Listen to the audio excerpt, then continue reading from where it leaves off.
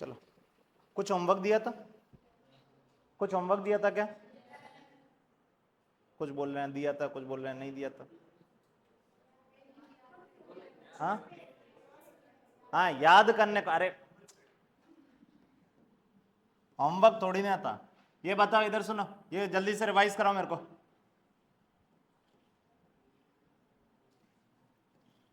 ये याद करने को दिए थे, इधर सुने। गोले जो थे वो 4 तरह के थे, कौन कौन से? होलो। होलो में कौन कौन से 2 प्रकार के होते थे? कंडक्टिंग और ऐसे सॉलिड की बात करूं तो सॉलिड में भी कंडक्टिंग और नॉन कंडक्टिंग।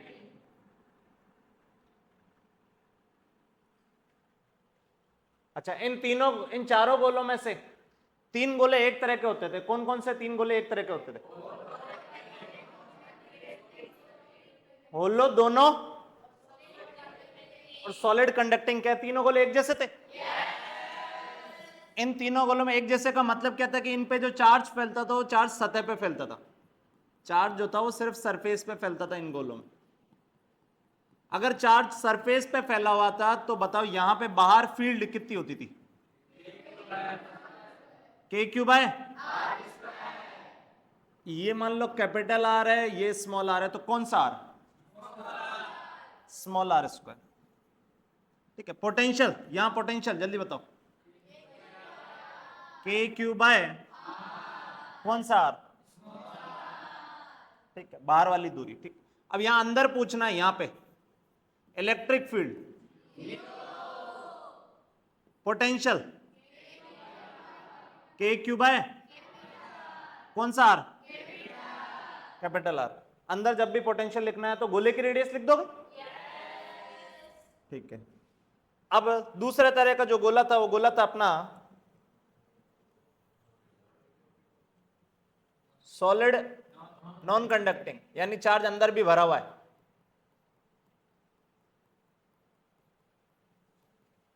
चार्ज अंदर भी भरा हुआ है। अच्छा, चार्ज अंदर भी भरा हुआ है। इधर देखो, अगर इसमें मैं पूछूं बाहर यहां फील्ड, यहां फील्ड जल्दी बताओ। के क्यूब है आर कौन सा?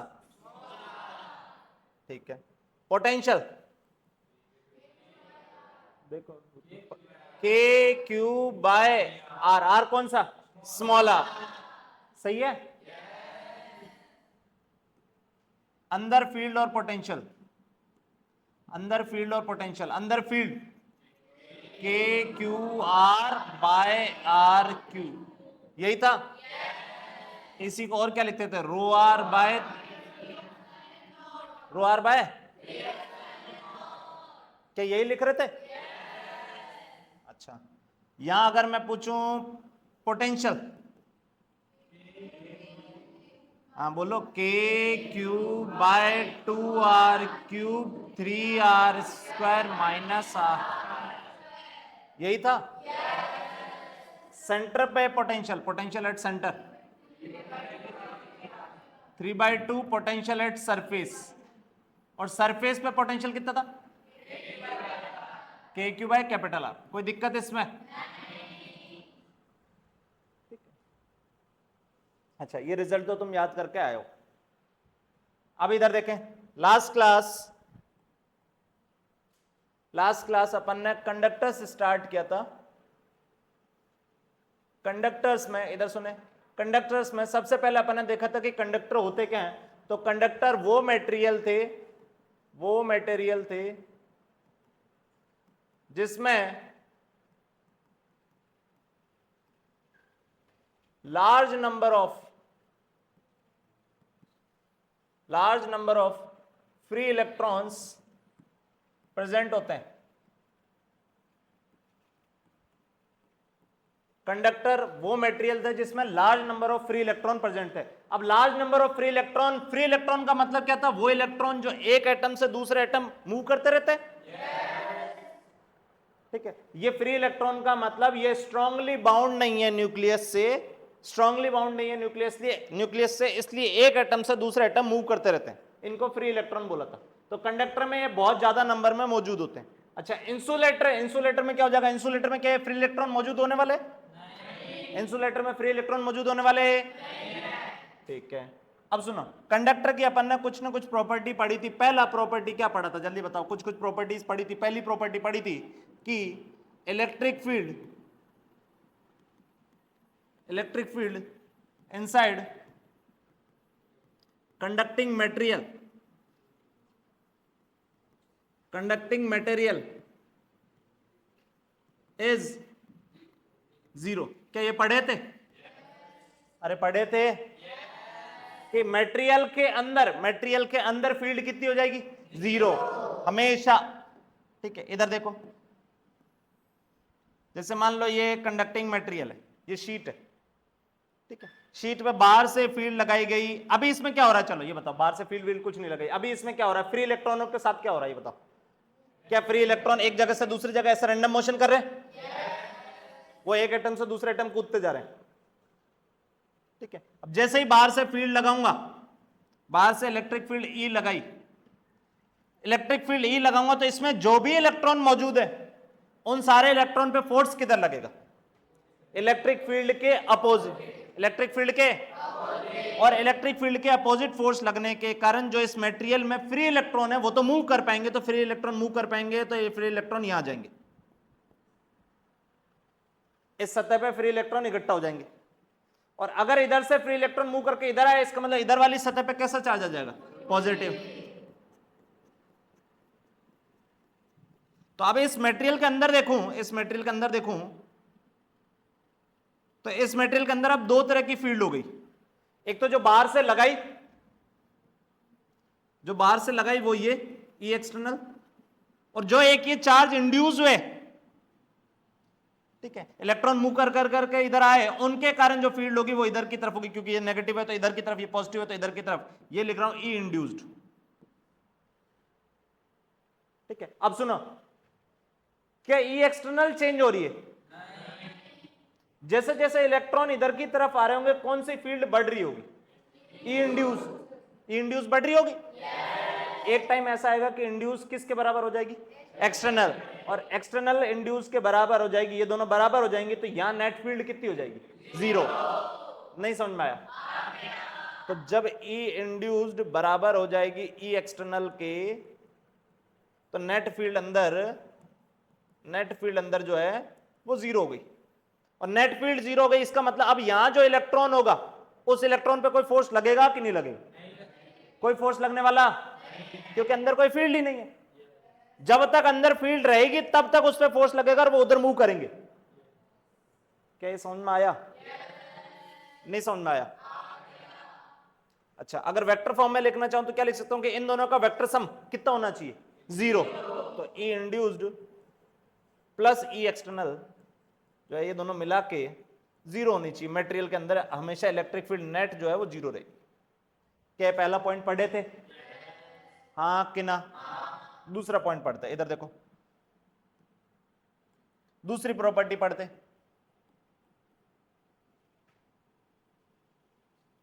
Charge resides on the surface of conductor.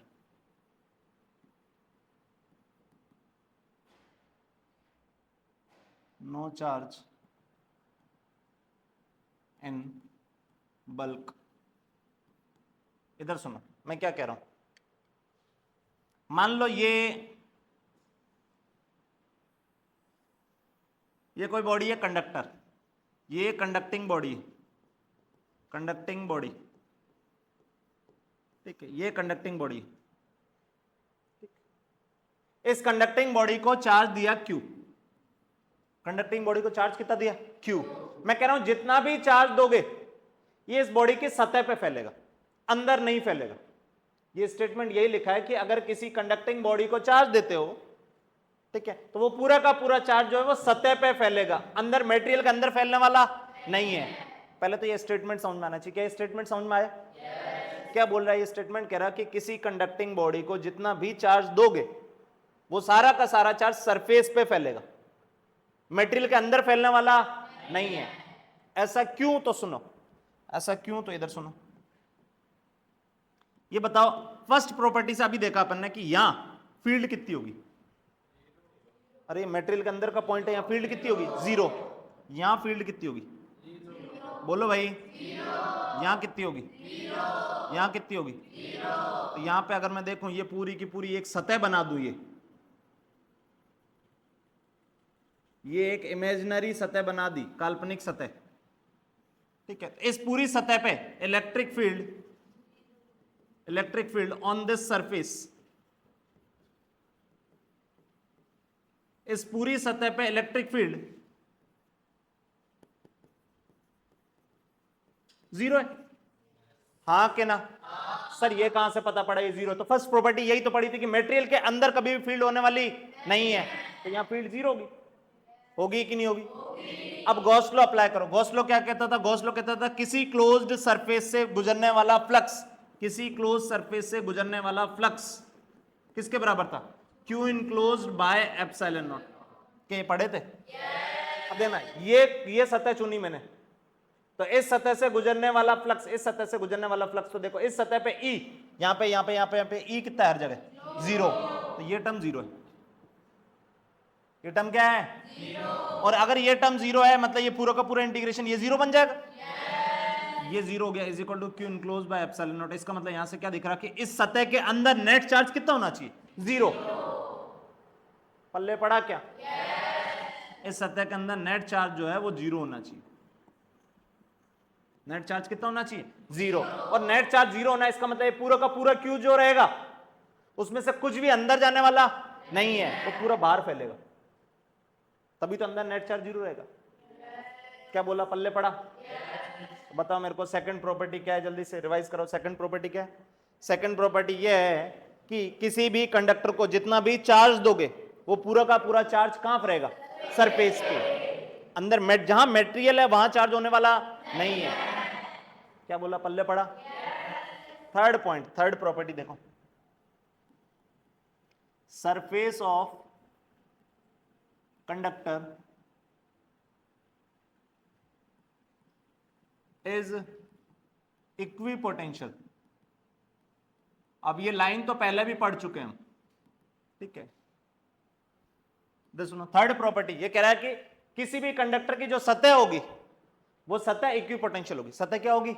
Equipotential, मतलब उस पर हर जगह पोटेंशियल सेम होगा। अब जैसे सुनना, मान लो ये है, ये कंडक्टर है, ध्यान से सुनना, ये कंडक्टर है, मैं बोलूं एक पॉइंट ये है ए, ये पॉइंट बी है, ठीक है। ये पॉइंट ए है, ये पॉइंट बी है, ध्यान से सुनना। इन दोनों के बीच में पोटेंशियल डिफरेंस, इन दोनों के बीच में अगर मेरे को पोटेंशियल डिफरेंस लिखना हो तो potential difference delta V is equal to क्या? Minus E dot D R, ऐसे लिख सकता हूं। ये पढ़े थे?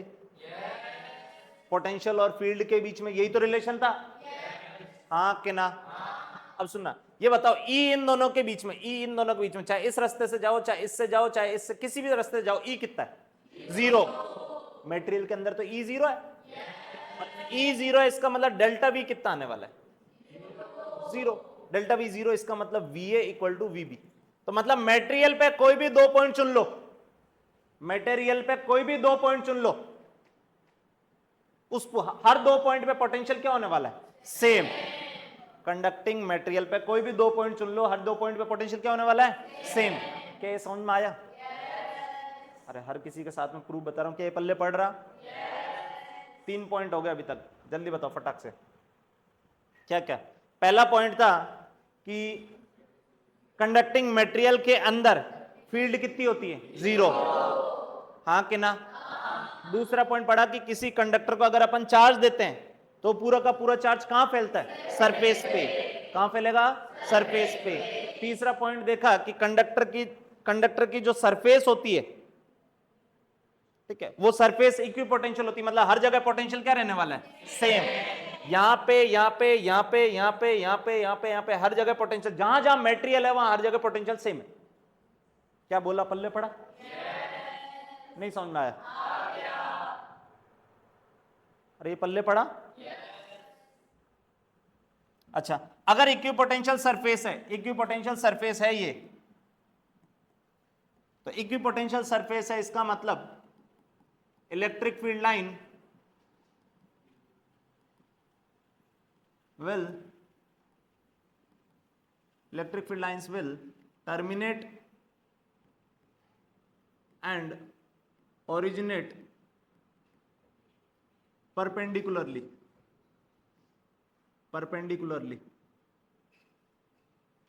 ठीक है। ये क्या कह रहा है, देखो जैसे मान लो ये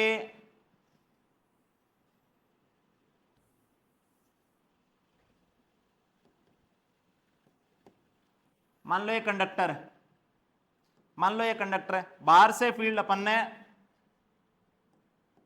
ऐसे लगा रखी,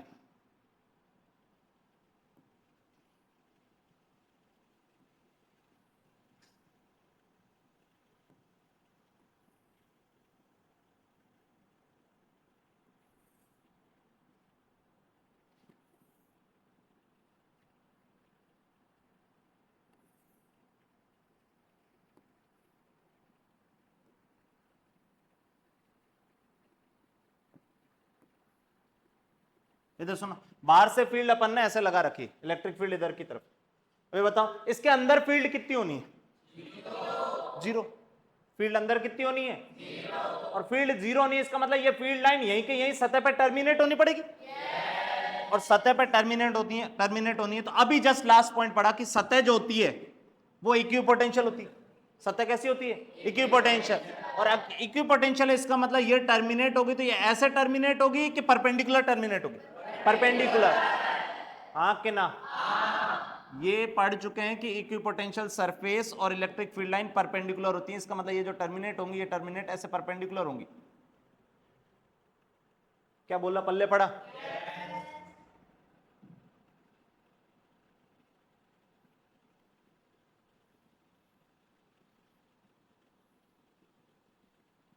ये तो ऐसे कैसे चली जाएगी, इसको तो टर्मिनेट करने की जरूरत ही नहीं,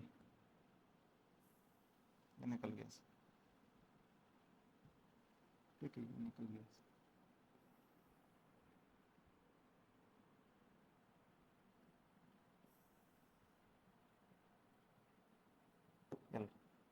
ठीक है, अब यहां पे इधर सुनो, यहां टर्मिनेट हुई है, इसका मतलब यहां कौन सा चार्ज होगा, इस सतह पे कौन सा चार्ज होगा, नेगेटिव। कौन सा चार्ज होगा, नेगेटिव। अगर यहां नेगेटिव है तो यहां कौन सा चार्ज होगा, पॉजिटिव। तो इसका मतलब यहां फील्ड लाइन टर्मिनेट हुई है और यहां फील्ड लाइन ओरिजिनेट होगी, और जब वापस से ओरिजिनेट होगी तो फिर से फील्ड परपेंडिकुलरली ओरिजिनेट होगी। क्या पॉइंट समझ में आया?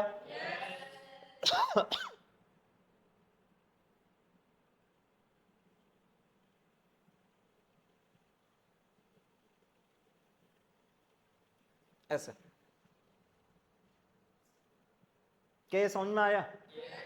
तो ये यही बता रहा है कि इलेक्ट्रिक फील्ड लाइन जो है वो किसी कंडक्टिंग सतह पे परपेंडिकुलरली टर्मिनेट होगी, परपेंडिकुलरली ओरिजिनेट होगी, अंदर तो फील्ड जीरो नहीं है तो अंदर जाने वाली नहीं है। ये समझ में आया?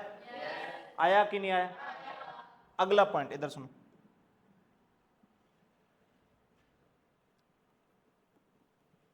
Electric field just outside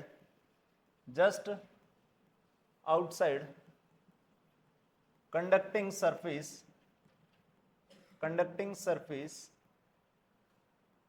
is sigma by epsilon naught। इधर सुनो, मैंने बोला कि मान लो ये एक कंडक्टर है,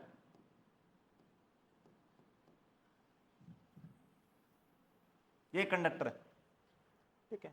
कंडक्ट, मैंने बोला कंडक्टिंग सतह के जस्ट बाहर, ये सतह के जस्ट बाहर यहां पे, तो पहले तो बताओ यहां फील्ड जो होगी वो फील्ड कैसे होगी, यहां बाहर जस्ट बाहर यहां पे फील्ड देखनी तो फील्ड इसके परपेंडिकुलर होगी, फील्ड होगी इसके परपेंडिकुलर ऐसे। और फील्ड की वैल्यू कितनी होगी, तो मैंने बोला कंडक्टिंग सतह के जस्ट बाहर जो फील्ड की वैल्यू होती है वो होती है सिग्मा बाय एप्सिलॉन नॉट। कितनी, सिग्मा बाय एप्सिलॉन। कंडक्टिंग सतह के जस्ट बाहर जो फील्ड होती है वो कितनी होती है, सिग्मा बाय एप्सिलॉन नॉट। क्या पॉइंट ध्यान रखोगे? अरे ध्यान रखोगे? अब इसको प्रूव करा देता हूं, देखो एक मिनट इधर देखो, यहां फील्ड निकालनी है मुझे, यहां फील्ड निकालनी है। तो मैंने क्या करा, एक गॉसियन सतह चुनी, देखो ये एक गॉसियन सरफेस चुनी,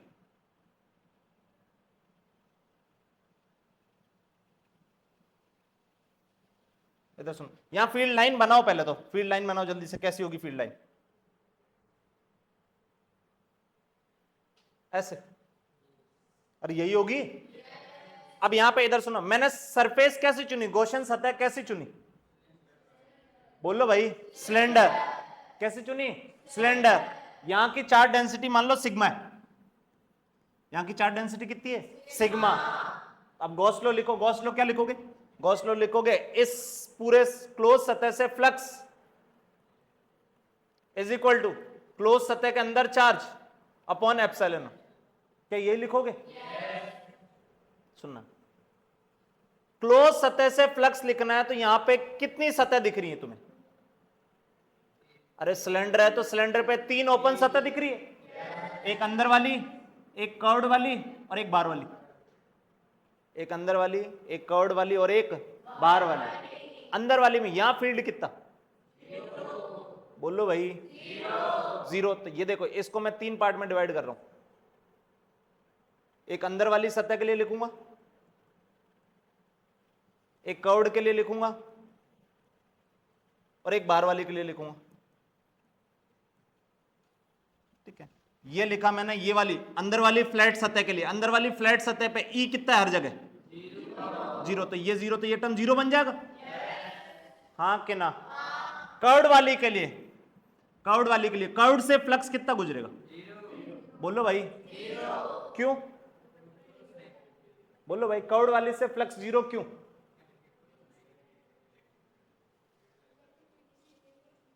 कर्व्ड वाली से फ्लक्स क्यों 0? क्योंकि इलेक्ट्रिक फील्ड लाइन उस सतह के पैरेलल है। इलेक्ट्रिक फील्ड लाइन उस सतह के क्या है? पैरेलल।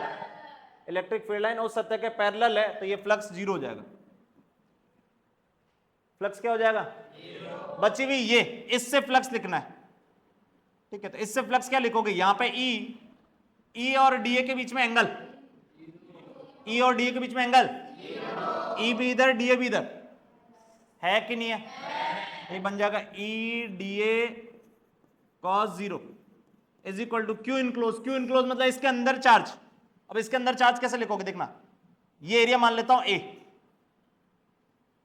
या डीए मान लेता हूं, चलो ए मान लो, डीए मान लो, कुछ भी मान लो, ये ए मान लेते हैं। चलो इधर सुनो, ये वाला एरिया कितना मान लिया?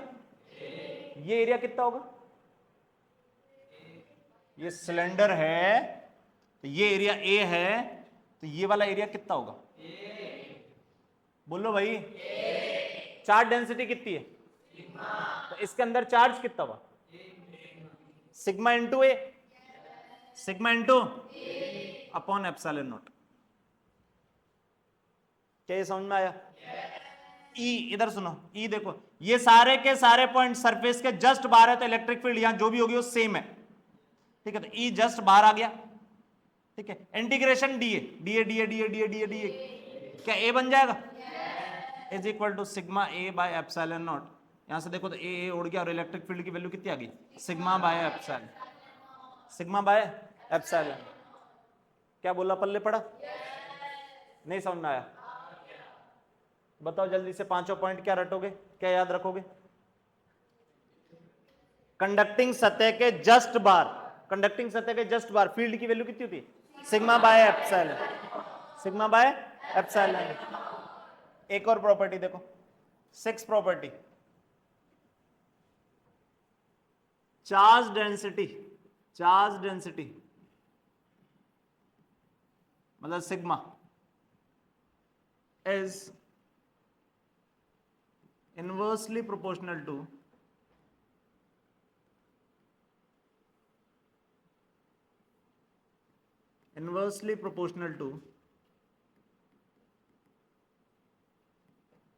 Radius of curvature, radius of curvature. देखो ये पॉइंट क्या कह रहा है, मान लो ये एक कंडक्टर है, ठीक है, ये एक कंडक्टर है, कंडक्टर को अपन ने चार्ज क्यू दिया, कंडक्टर को क्या दिया, चार्ज क्यू। वो चार्ज क्यू कहां फैलेगा, जवाब दो। वो चार्ज क्यू जो है वो सरफेस पे फैलेगा, फैलेगा कि नहीं फैलेगा, वो चार्ज क्यू सरफेस पे फैल गया, ठीक है। अब मैं ये कह रहा हूं कि जो चार्ज क्यू फैलेगा वो यूनिफॉर्म नहीं फैलेगा, वो यूनिफॉर्म फैलने वाला, जहां रेडियस ऑफ कर्वेचर ज्यादा होगी, जहां सुनना, जहां रेडियस ऑफ कर्वेचर ज्यादा होगी वहां चार्ज डेंसिटी कम होगी। जहां रेडियस ऑफ कर्वेचर मतलब देखो इधर सुनो, ये जो हिस्सा है ये किसी सर्कल का हिस्सा मान सकते हो ऐसे, ये जो हिस्सा है ये किसी सर्कल का हिस्सा मान सकते हो, ये जो हिस्सा है ये भी किसी सर्कल का हिस्सा मान सकते हो। सबसे बड़े रेडियस का कौन सा सर्कल बना, ये वाला, इसका मतलब इसकी रेडियस ऑफ कर्वेचर ज्यादा है, इसकी रेडियस ऑफ कर्वेचर क्या है, इसकी रेडियस ऑफ कर्वेचर कम है, इसकी भी रेडियस ऑफ कर्वेचर कम है। रेडियस ऑफ कर्वेचर का मतलब वो जिस सर्कल का हिस्सा है वो पार्ट, उसकी रेडियस। क्या बोला, पल्ले पड़ा। सिंपल सी भाषा में ये ध्यान रखो, जहां पे शार्प टर्न होगा वहां रेडियस ऑफ कर्वेचर कम होगी, वहां रेडियस ऑफ कर्वेचर क्या होगी। तो मैंने बोला रेडियस ऑफ कर्वेचर ज्यादा तो सिग्मा कम, और रेडियस ऑफ कर्वेचर कम तो सिग्मा ज्यादा। ये इनवर्स है एक दूसरे का, मतलब एक बढ़ेगा तो दूसरा घटेगा। इसका मतलब सुनो, इसका मतलब मैं पूछूं यहां चार्ज डेंसिटी, सुनना, यहां चार्ज डेंसिटी सिग्मा 1, यहां चार्ज डेंसिटी सिग्मा 2, कहां चार्ज डेंसिटी ज्यादा होगी, बोलो भाई, सिग्मा 2। चार्ज यूनिफॉर्मली नहीं फैला, यहां चार्ज डेंसिटी ज्यादा और यहां चार्ज डेंसिटी कम है। क्या बोला, पल्ले पड़ा। तो सिग्मा 2 जो होगा वो ज्यादा होगा सिग्मा 1 से। इसका मतलब जहां जहां शार्प कॉर्नर होंगे वहां चार्ज डेंसिटी ज्यादा होगी, जहां जहां शार्प कॉर्नर होंगे वहां चार्ज डेंसिटी क्या होगी, ज्यादा। क्या बोल रहे, पल्ले पड़ा। अच्छा, इसका मतलब यहां फील्ड पूछूं, यहां फील्ड पूछूं, इसके जस्ट पास यहां फील्ड क्या लिखोगे, सिग्मा 1 बाय एप्सिलॉन, और यहां फील्ड पूछूं तो क्या लिखोगे, सिग्मा 2 बाय एप्सिलॉन। सिग्मा हर जगह अलग अलग है। क्या बोला, पल्ले पड़ा। ये सारी की सारी प्रॉपर्टीज छापें जल्दी से।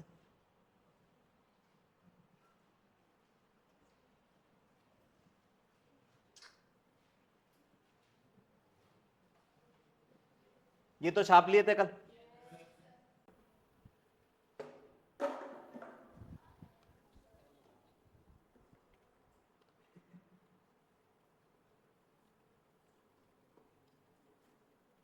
चलो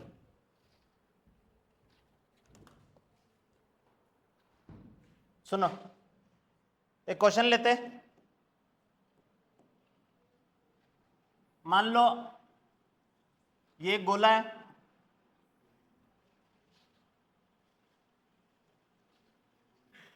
ये दूसरा गोला है, इस गोले की रेडियस r है और इस गोले की रेडियस 2r है। ये गोले की रेडियस r और 2r है, ठीक है। इस गोले पे चार्ज, सुने, इस गोले पे चार्ज दिया q, गोले पे चार्ज कितना दिया, q। बताओ क्या होगा q का, क्या सरफेस पे फैल जाएगा। अब यहां सुनो, यहां पे रेडियस ऑफ कर्वेचर हर जगह सेम है, रेडियस ऑफ कर्वेचर हर जगह क्या है, सेम। तो इसका मतलब ये जो चार्ज है ये यूनिफॉर्मली फैलेगा, हाँ कि ना। ये चार्ज यूनिफॉर्मली फैल गया होगा ऐसे, क्यू चार्ज जो दिया वो सरफेस पे यूनिफॉर्मली फैल गया ऐसे। अच्छा, अब ये जो था इसको कोई चार्ज नहीं दिया हुआ, अब क्या करा, इधर सुने, इन दोनों गोलों को एक वायर से, इन दोनों गोलों को एक वायर से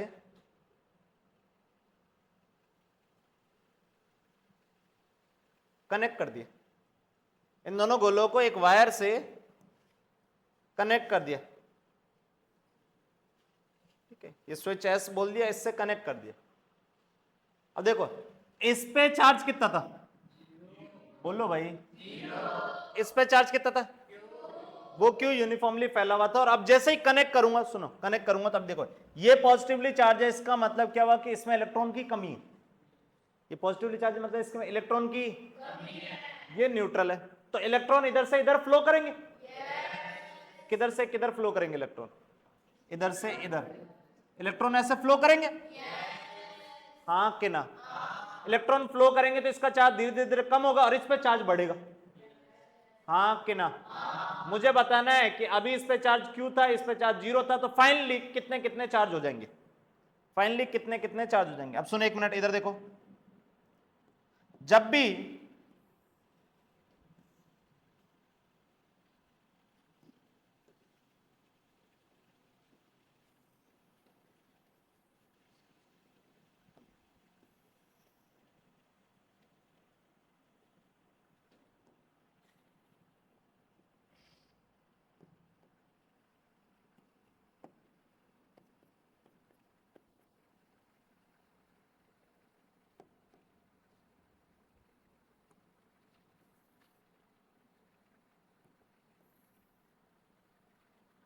इधर सुनो, कनेक्ट करा, कनेक्ट करने से क्या होगा? कुछ चार्ज यहां से वहां मूव कर गया, या यूं बोल दूं कि इलेक्ट्रॉन इधर से इधर मूव करे। अरे सही है, ये चार्ज इधर की तरफ मूव कर गया ऐसे, इस पर कुछ चार्ज बच गया होगा और कुछ चार्ज उधर मूव कर गया, इस पे आ गया चार्ज। ठीक है, तो फाइनली सिचुएशन ऐसी बन गई, फाइनली सिचुएशन ऐसे बन गई। मान लो इस पे चार्ज Q1 बच गया और इस पे चार्ज Q2 हो गया। पहले चार्ज कितना था? Q, कैपिटल Q, और उस पे कितना था? तो इस पूरे सिस्टम पे पहले चार्ज कितना था? बोलो भाई, कैपिटल Q। अब इस पे चार्ज कितना बचा? Q1। इस पे कितना हो गया? Q2। मिला के टोटल अभी सिस्टम पे चार्ज कितना है? Q1 plus Q2। Q1 plus, अब मैं बोलूं सिस्टम पे देखो, ये आइसोलेटेड सिस्टम है, तो इस पे जो पहले चार्ज था बाद में भी वही रहने वाला। चार्ज या तो क्रिएट या डिस्ट्रॉय होने वाला।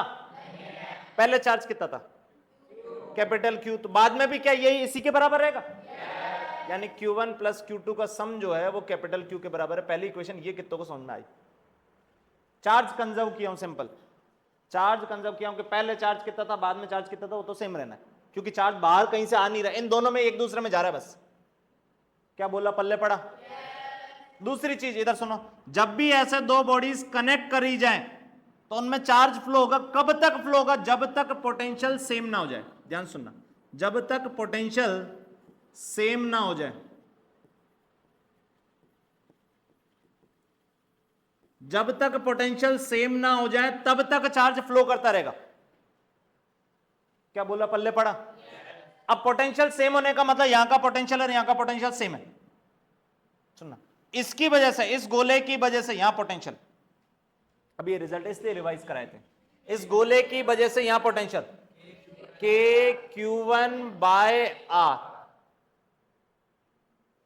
यही होगा। इस गोले की वजह से यहां potential KQ2 bye R 2R, क्या यही होगा? मैंने बोला चार्ज जब तक फ्लो करेगा जब तक पोटेंशियल दोनों के क्या नहीं हो जाए, सेम। जब पोटेंशियल सेम हो जाएंगे तो चार्ज फ्लो करना बंद कर दे। क्या ये समझ में आया? के उड़ गया, आर आर उड़ गया, यहां से क्या आ गया? 2Q1 is equal to Q2। ये समझ में आया? यहां से Q1 और Q2 निकाल दो, इन दोनों इक्वेशनों से Q1 और Q2 निकाल दो। देखो Q2 की वैल्यू कितनी है? 2Q1। यहां पटकोगे तो Q is equal to Q1 plus Q2, Q2 को रख दो 2Q1, तो Q1 कितना आ गया? Q/3। Q1 कितना आ गया? Q/3। Q2 कितना आएगा? अरे ये पता है तो ये निकालना है, 2Q/3 कितना आएगा? 2Q/3। क्या कनेक्ट करने के बाद चार्ज कितने कितने होंगे ये निकाल सकते हो? सिंपल सा कंसेप्ट इतना ही है कि कनेक्ट करने के बाद दोनों के पोटेंशियल क्या हो जाने वाले हैं? सेम। चार्ज कंजर्व करना है और पोटेंशियल सेम कर देना है। क्या बोला, पल्ले पड़ा? नहीं समझ में आया?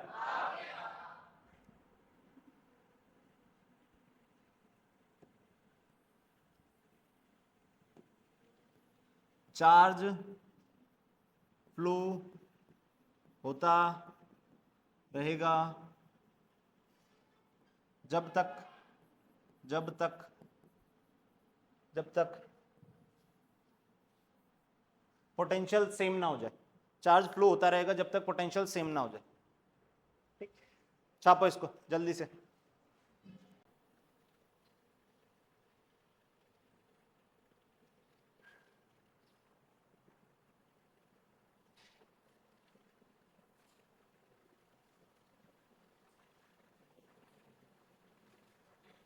चलो इधर देखो, ये क्वेश्चन होमवर्क लो।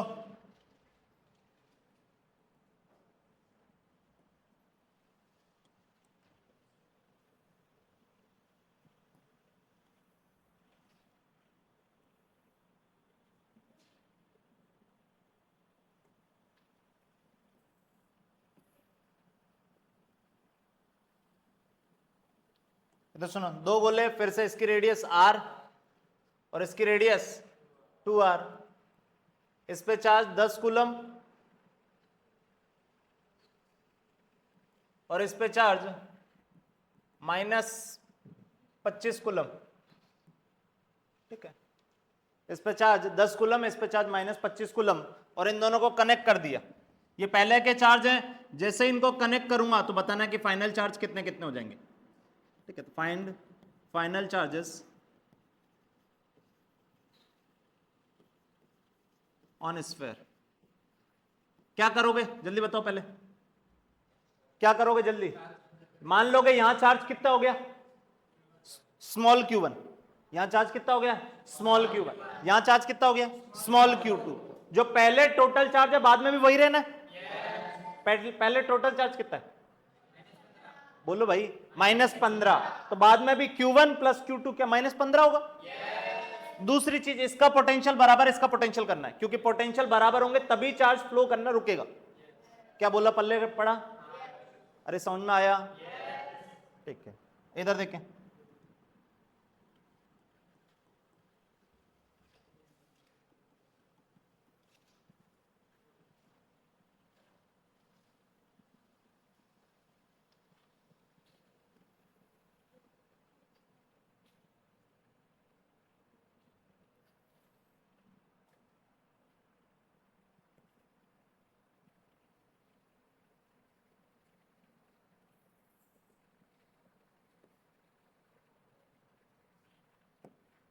इधर सुनो, ये 3 गोले हैं।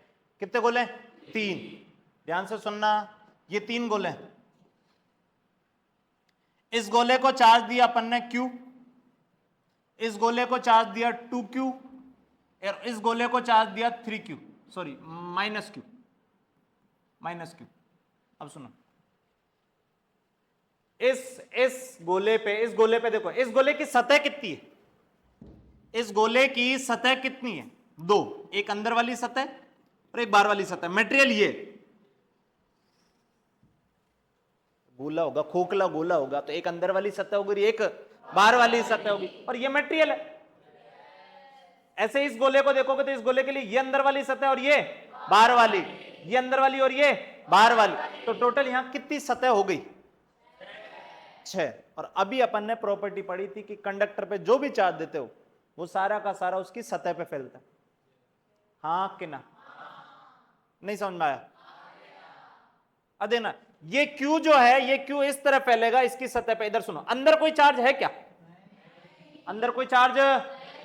अभी अपन ने देखा कि मटेरियल के अंदर, यहां सुनो, इसके अंदर यहां पे एक सतह बना लो, यहां एक सतह बना लो, तो इस सतह के अंदर टोटल चार्ज कितना होना चाहिए, बोलो भाई, क्योंकि इस पूरी सतह पे E कितना है, इस पूरी सतह पे E कितना होगा, 0।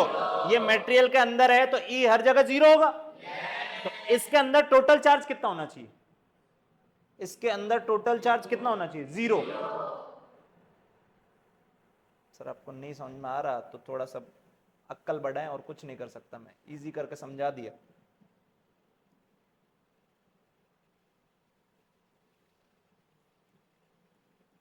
ठीक है, तो ये ऐसे, इधर देखें, अब मेरे को बताना है कि ये कहां कहां कितने कितने फैले हुए हैं, ये चार्ज जो है ये कहां कहां कितने कितने फैले हुए हैं। ध्यान से सुनना, ये जो Q है, ये Q जो है, इसको Q दिया, ये तो Q इसकी बाहर वाली सतह पे ऐसे फैल गया,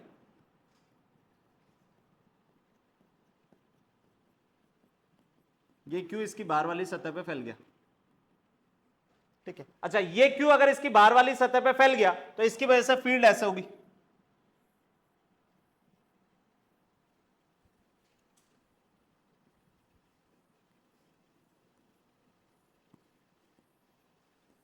ऐसे, इसकी वजह से फील्ड ऐसे होगी। ये फील्ड इसको क्रॉस कर सकती है क्या? इस मटेरियल को तो क्रॉस करके जाने वाली, क्योंकि मटेरियल के अंदर तो फील्ड कितनी है? 0। तो ये फील्ड यहीं टर्मिनेट होनी पड़ेगी, हाँ कि ना? यहां चार्ज कितना है? बोलो भाई। तो यहां कितना होना पड़ेगा?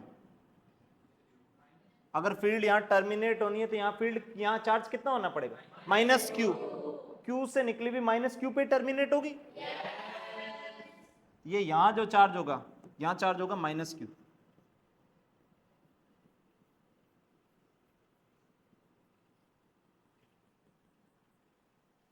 ये जो चार्ज होगा ये होगा माइनस क्यू। अच्छा, इस पे टोटल चार्ज कितना होना था? अरे इस गोले पे टोटल चार्ज कितना होना था? 2q। यहां कितना है? Minus Q. बाहर कितना होगा? 3q। बाहर कितना होगा? 3q। तभी टोटल चार्ज इस पे 2q हुआ। क्या बोला, पल्ले पड़ा? तो यहां बाहर जो है वो प्लस 3q ऐसे फैला होगा।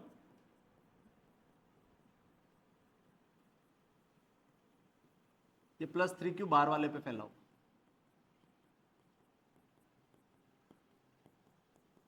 ऐसे। अच्छा, ये प्लस 3q है तो यहां कितना होना चाहिए? क्योंकि इसकी फील्ड लाइन यहां से ओरिजिनेट करेगी ऐसे, तो यहां टर्मिनेट होनी चाहिए। अरे मटेरियल को क्रॉस करके फील्ड जाएगी नहीं, वहां खत्म होनी, तो इसका मतलब ये 3q है तो ये कितना होना पड़ेगा? Minus 3q। ये होना पड़ेगा माइनस 3q। और यहां पे देखो, इस पे टोटल कितना होना था? Minus Q. तो यहां कितना होगा? 2q। तभी माइनस क्यू बनेगा। हर सतह पे इतना इतना चार्जेस होंगे। मैं बोल रहा हूं, इधर सुनो, इस गोले पे चार्ज कितना? बोलो भाई। इसके अंदर वाली सतह पे चार्ज कितना? बाहर वाली पे कितना? बाहर वाली पे कितना? क्यू। इस गोले पे चार्ज कितना? 2q। वो 2q फैला कैसा है? तो अंदर कितना फैला? Minus Q. बाहर कितना फैला? 3q। तो वो हो गया 2q। पल्ले पड़ा? इस गोले पे चार्ज कितना? Minus Q. नहीं समझ में आया? अंदर वाले पे कितना? बाहर वाले पे कितना? 2q। मिला के हो गया माइनस क्यू। समझ में आया? एक और एग्जांपल ले रहा हूं, ध्यान सुनना।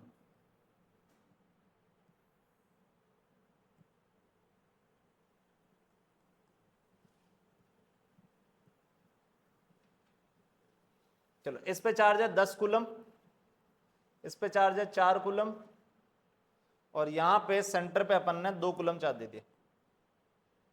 यहां अपन ने 2 कूलम चार्ज दे दिए, ठीक है। अब मुझे बताना है किस किस सतह पे कितना कितने चार्ज होंगे। पहले तो बताओ, इस गोले पे कितना चार्ज रहने वाला है? बोलो भाई। 10 है तो 10 ही रहने वाला, बाहर से कहीं से चार्ज आ या जा नहीं रहा। इस गोले पे कितना चार्ज है? 4। वो कितना रहने वाला है? 4। अंदर वाले पे कितना होगा, बाहर वाले पे कितना होगा ये नहीं पता, पर टोटल मिलाकर रहने कितना वाला है? 4। ये समझ में आया क्या? अब सुनना, यहां चार्ज कितना है? इसकी वजह से फील्ड निकली होगी, वो यहां खत्म होनी पड़ेगी, हाँ कि ना? तो यहां कितना होगा? बोलो भाई। -2q। -2 कूलम होगा। इस पर टोटल कितना होना है? तो बाहर कितना हो गया? 12। नहीं समझ में आया? यहां 12 तो यहां कितना होना पड़ेगा? -12। तभी तो यहां की फील्ड यहां टर्मिनेट होगी। नहीं समझ में आया? और ये -12, सुनना, ये -12 है, तो इस पे मिला के टोटल कितना होना है? 4। बाहर कितना होगा? 16 कूलम। के चार्ज कैसे कैसे फैला, ये समझ में आया? इसके अंदर चार्ज कितना है? यहां चार्ज कितना है? 0।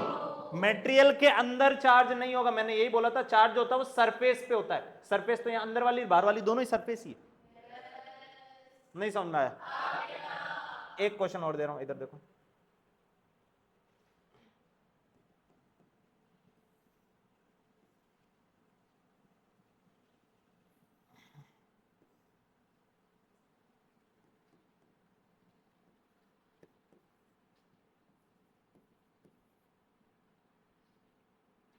बस इतना। इधर सुनो, यहां चार्ज कितना रखा हुआ, -q, इस पे चार्ज कितना है 3q, इस पे कोई चार्ज नहीं है। अरे सही है, मेरे को बताना हर सतह पे चार्ज कितना कितना है, हर सतह पे चार्ज कितना कितना। तो सुनो, सबसे पहले -q, यहां से फील्ड, यहां -q मतलब यहां फील्ड टर्मिनेट हो रही है, तो यहां चार्ज कितना होगा +q। नहीं समझ में आया, ये +q इधर लिख देता हूं इसमें, यहां चार्ज होगा +q, यहां कितना होगा, टोटल मिला के इस पे कितना होना है 3q, तो ये हो गया 2q, ये 2q, तो ये कितना होना पड़ेगा -2q। पल्ले पड़ रहा, इस पे टोटल कितना होना है, तो यहां कितना होगा +2q, तभी तो 0 होगा। क्या ये समझ में आया? अब भी नहीं समझाया तो फिर नहीं समझा सकता मैं, ये 3 एग्जांपल तुम्हारे सामने दिख रहे हैं। और इसको और इजी बताऊं तो समझो कि जो आमने सामने जो सतह दिख रही है उन पे चार्ज इक्वल एंड अपोजिट होगा, जो आमने सामने सतह दिख रही है उन पे चार्ज इक्वल एंड अपोजिट होगा। देखो 3q - 3q, q माइनस, यहां कुछ होता तो उसके अपोजिट यहां हो जाता। अरे पल्ले पड़ा, देखो 2 2 -2, 12 -12, 16 तो अनंत पे -16। ये समझ में आया? -q +q, 2q -2, बचा भाई ये 2q, तो अनंत पे -2। पल्ले पड़ा? नहीं समझ में आया? चलो इसके आगे थोड़ा सा और देखते हैं, इधर देखो अगला, अर्थिंग। अर्थिंग, इधर सुनो, अर्थिंग का मतलब किसी भी बॉडी को अपन अर्थ से कनेक्ट कर देते हैं। किससे कनेक्ट कर देते हैं? अर्थ से। अब ध्यान सुनना, मान लो ये, इधर सुनो, ये बॉडी ए है, इसको अपन ने किसी दूसरी बॉडी बी से कनेक्ट करा, बॉडी ए को बॉडी बी से कनेक्ट करा, चार्ज फ्लो होगा, चाहे इधर से इधर या इधर से इधर चार्ज फ्लो होगा। कब तक फ्लो होगा? जब तक दोनों के पोटेंशियल क्या नहीं हो जाए, सेम। तो जब तक दोनों के पोटेंशियल सेम ना हो जाए तब तक चार्ज फ्लो होगा। सिंपल सा, दो बॉडी को कनेक्ट करने का फंडा ही है कि कनेक्ट कर दिया, इसका मतलब चार्ज फ्लो होगा। हाँ, चार्ज इधर से इधर या इधर से इधर फ्लो होगा। कब तक फ्लो होगा? जब तक दोनों के पोटेंशियल सेम ना हो जाए। अब यही सुनना, मान लो ये बॉडी ए है, इसको अर्थ से कनेक्ट कर दिया। अर्थ से कनेक्ट करने का मतलब ऐसे दिखाते हैं, ये दिखाते हैं कि ये अर्थ से कनेक्ट करा हुआ है। ये सिंबल क्या दिखा रहा है, किससे कनेक्ट करा हुआ है? अर्थ से, कनेक्टेड टू अर्थ। ठीक है, अब सुनो, अर्थ की रेडियस बहुत बड़ी होने के कारण, अर्थ एक बहुत बड़ा गोला है, अरे सही है, अर्थ की रेडियस बहुत बड़ी होने के कारण हम अर्थ का जो पोटेंशियल है वो 0 मानते हैं। अर्थ का पोटेंशियल कितना मानते हैं? 0। ध्यान सुनो, मैंने क्या बोला, अर्थ की रेडियस बहुत बड़ी होने के कारण अर्थ का पोटेंशियल कितना मानते हैं? 0। अगर अर्थ का पोटेंशियल 0 मान रहे हैं तो मतलब इसका मतलब इस बॉडी का भी पोटेंशियल कितना हो जाना चाहिए? 0। कनेक्ट करने के बाद दोनों बॉडी का पोटेंशियल सेम हो जाना चाहिए।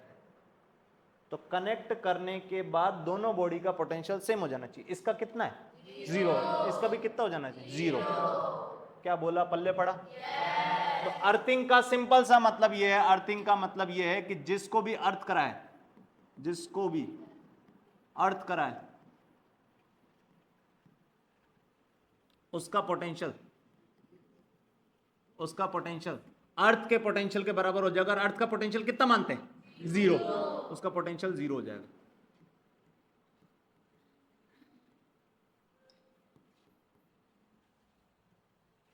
क्या बोला, पल्ले पड़ा? अरे ये समझ में आया? एक क्वेश्चन लेते हैं, देखो तब ज्यादा इजीली समझ में आएगा। क्वेश्चन देखो, मान लो ये एक गोला, ये दूसरा गोला,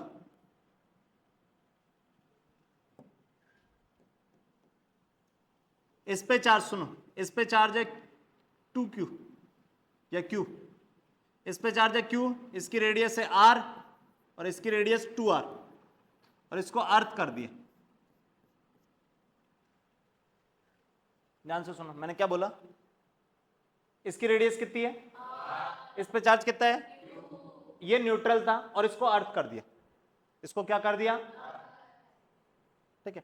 अर्थ करने से पहले सुनो, अर्थ करने से पहले चार्ज बताओ जल्दी जल्दी क्या क्या होंगे। चलो इसको भी चार्ज मान लेते, एक मिनट सुनो, इसको चार्ज मान लेते अपन 2q। अब बताओ अर्थ करने से पहले चार्ज कहां कहां कितने कितने, अर्थ करने से पहले चार्ज कहां कहां कितने कितने, ये तो अभी समझाया हूं। कहां कहां कितने कितने चार्ज होंगे बताएं। ये q कहां होगा, बाहर, यहां पे q होगा, यहां q होगा, यहां कितना होगा, बोलो भाई, यहां q तो यहां कितना होगा, तो यहां कितना होगा, डूब मरो अगर नहीं आ रहा तो ये 3q कितना होगा, 3q। अर्थ करने से पहले की सिचुएशन ये थी, क्या ये समझ में आया। अब सुना, मैंने बोला कि इसको अंदर वाले को अर्थ कर दिया, इसको अर्थ कर दिया, इसको अर्थ कर दिया, अर्थ कर दिया, इसका मतलब इसका पोटेंशियल कितना बना दिया, 0। अर्थ करने का मतलब इसका पोटेंशियल कितना बना दिया, 0। अब सुनो, अर्थ करा इसका मतलब इस पे चार्ज आ भी सकता है और जा भी सकता है। अरे पल्ले पड़ा, इस पे पहले चार्ज कितना था, इस गोले पे पहले चार्ज कितना था, q। अर्थ करने के बाद, अर्थ करने के बाद मान लेता हूं कि इस पे चार्ज,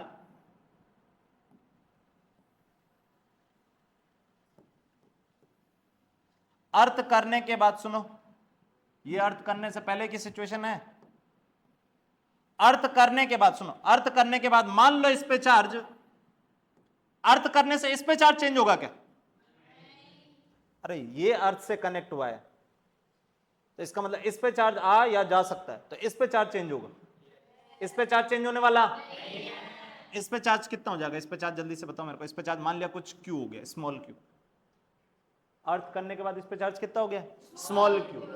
अब बताओ यहां पोटेंशियल कितना होना चाहिए, बोलो भाई, 0। लिखो पोटेंशियल जल्दी बताओ, इस q की वजह से यहां पोटेंशियल, बोलो भाई, k कौन सा q, small q by capital R। क्या इस q की वजह से पोटेंशियल यही होगा, इसकी वजह से यहां पोटेंशियल, यहां पोटेंशियल लिखना तो इसकी वजह से यहां पोटेंशियल लिखो, इसकी वजह से यहां पोटेंशियल k 2q 2r। अरे अंदर वाला पॉइंट है तो ये लिखोगे, ये नेट पोटेंशियल भाई ये कितना हो जाना चाहिए, 0। q आ गया,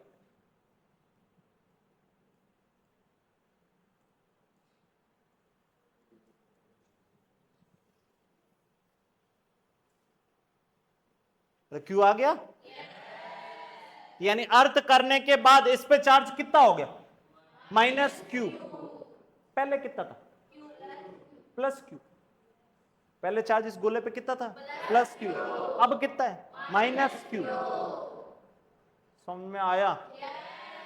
अर्थ करने के बाद इस पे चार्ज हो गया -q, इसका मतलब अर्थ में कितना चार्ज फ्लो किया, अर्थ में कितना चार्ज फ्लो किया, इस पे कितना था, q फ्लो करेगा तो इसका 0 हो जाएगा, और q फ्लो करेगा तो इसका चार्ज -q हो जाएगा। हाँ कि ना,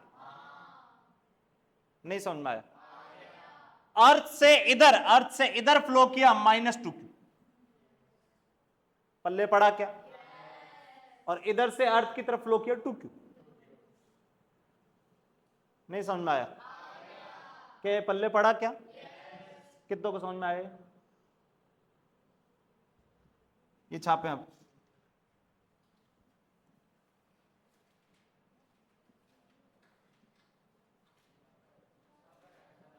ये छाप लिया, ये छाप लिया, ये छापो होमवर्क, ये भी छाप लिया, ये छापे।